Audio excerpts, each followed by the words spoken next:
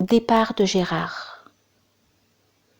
Témoin de nos rencontres, M. Pons avait pu suivre dès le début l'évolution de nos relations, à Gérard et à moi-même, et en prévoir l'issue.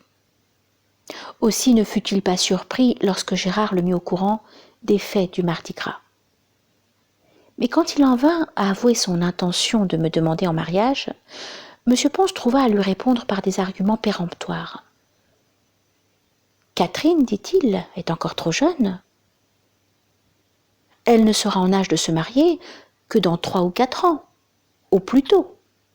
De plus, M. Maltese ne rentrera du Maroc qu'après avoir achevé les travaux qu'il y a entrepris, ce qui peut demander un certain temps.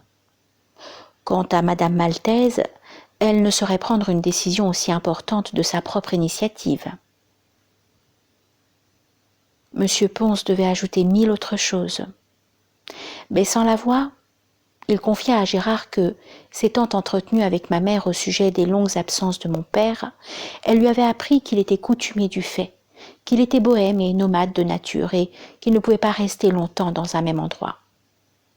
Quant à elle, elle passait le plus clair de sa vie à l'attendre. Toutefois, son bonheur à le retrouver était si grand qu'il la récompensait de sa patience et de sa peine. Et ce n'était pas tout. Gérard apprenait également que mon père nourrissait de grandes espérances pour ses filles. Plus que tout, il souhaitait nous voir épouser, Tina et moi, des officiers français. Sur quoi M. Pons dit sur un ton grave que ce M. Maltese, étant un homme jaloux de ses prérogatives et intransigeant sur les principes, Gérard devait bien réfléchir avant de se décider et s'entourer de la plus grande prudence. Telle fut la dernière conversation que Gérard eut avec M. Pons. Il me la rapporta fidèlement, sans penser un seul instant qu'elle serait la dernière qu'il aurait avec moi.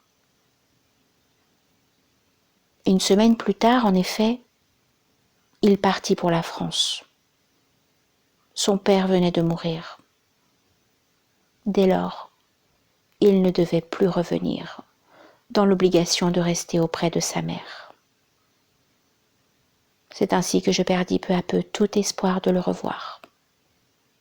Pour moi, la vie était finie au moment même où elle avait commencé.